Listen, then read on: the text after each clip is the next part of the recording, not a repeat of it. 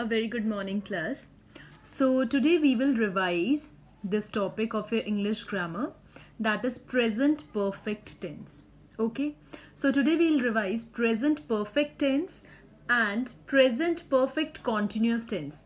So these two topics are coming for your half-yearly exams, and so we are going to revise. Okay, so first of all, what is present perfect tense? So first let us do the rule. The present perfect tense is formed with have, has plus past participle, means the third form of the verb. So now we'll come to know that when do we use has and when do we use have. So has is placed if the subject is third person singular. Okay, so if the subject is third person and also is singular, in that case we use has. And when do we use have? We use have.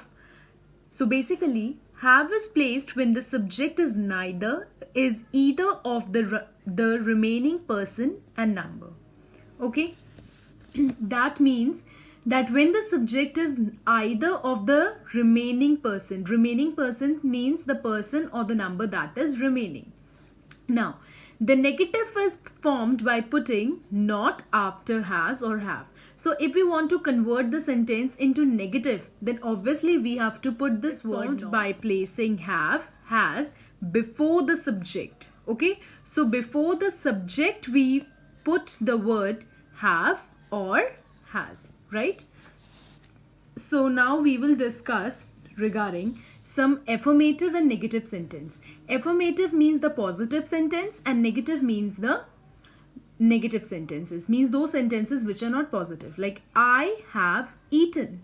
So I here is the subject, okay, eaten here is the verb, and have, we have used have. So I have eaten, I have not eaten, and not here is the negative sentence. We have eaten, we have not eaten. You have eaten, you have not eaten. He, she, it has eaten. He, she, it has not eaten. So can you see that we have used have with I, we, you, and we have used has with he, she, it, means the, if you can see here, has, we have used it with the third person, and that too if the third person is singular. So he, she, it has not eaten. Then they have eaten. So here if you can see, they is not singular, it is plural, and so we have used have. Then soham here is the third person, and moreover it is in singular, so we have used has. And the boys, again, as boys are plural, that's why we have used the. Okay, so the first sentence is have I eaten. So as we have discussed over here, that if you want to form the sentence into interrogative, then you have to use this word have and has before the subject, and so it is done over here. So if you can see I, we, you, he, she, it, these words are the subject in the sentence, and we have used have as well as has before them to make this sentence interrogative, means to make this sentence as question sentences. And here are the negatives. Interrogative means you are using the word not to make it negative interrogative. Okay, and have is used with third person singular. Sorry, has is used with third person singular, and have is used with subject, which is either of the remaining person and number. So now we'll talk about the present perfect tense is used. So when is present perfect tense used? So if you want to express a recently completed action, means if you have completed an action, that too very much recently, in that case we will use. So often with just. We use this often with the word just. I have just finished cooking. So here you have used, here I is the subject. I have just finished cooking. So here we have used have with the subject, and then we have used the third form of the verb, that is ed, that is finished. He has gone to Mumbai to attend the marriage of his cousin. So he, then we have used has, and then we have used the third form of the verb. Next is to express past actions when the time is not given or not or not definite. Means when you have to express a past action, means an action that has happened in the past but the time is not given. Like, I have read this novel but I don't remember the story. Okay, so you don't remember the story but you have read the novel. So here you have used have as well as the third form of the verb.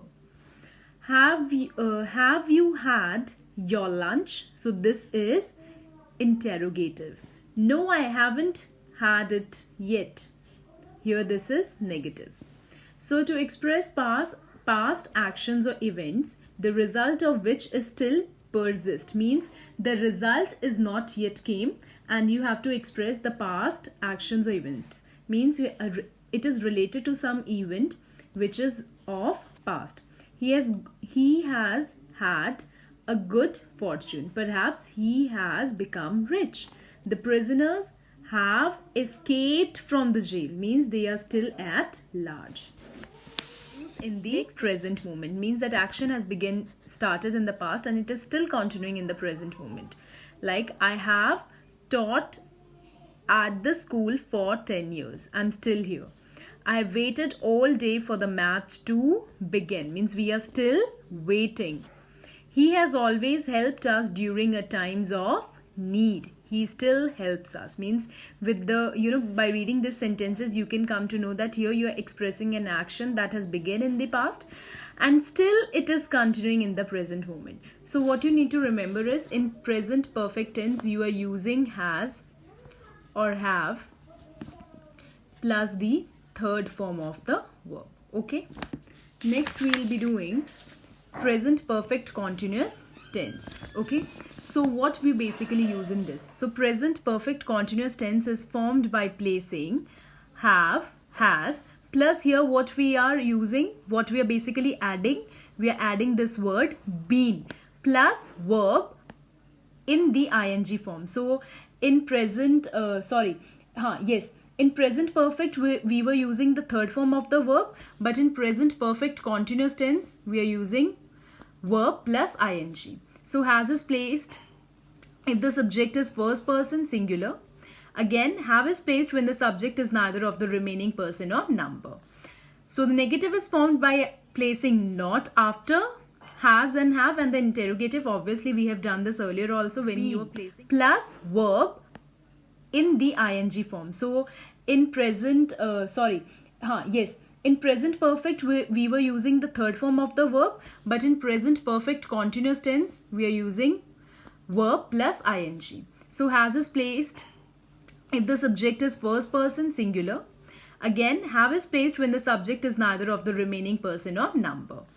So the negative is formed by placing not after has and have, and the interrogative, obviously we have done this earlier also when you are placing has or have before the subject.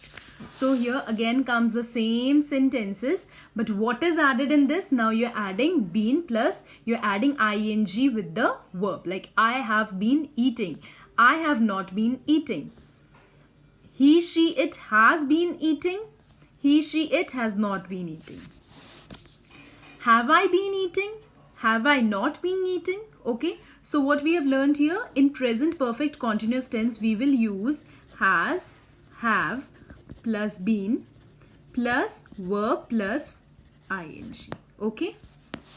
So the present perfect continuous tense is used. So basically it is used to express an action which began sometime in the past and still it is continuing. Like he has been driving. So here it is continuing. It has been raining all day. Again, it is still continuing.